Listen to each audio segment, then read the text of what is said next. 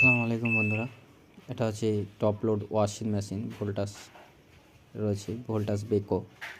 তো মেশিনটি প্রবলেম রয়েছে যে F1 এরর আসছে।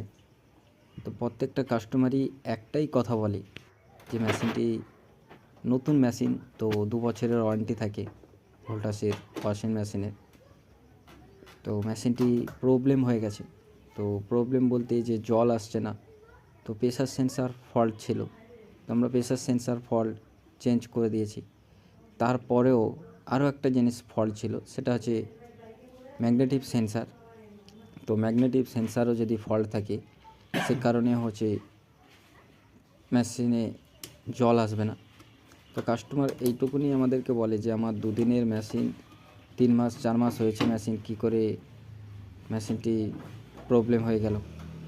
তো মেশিনটি প্রবলেম হওয়ার কারণ যে ইঁদুর আমাদের কাজ করে দিয়ে চলে যায়। তো আমরা টেকনিশিয়ান, আমাদের কিছু করার নেই, আমাদেরকে যে কাজটি করতে হবে।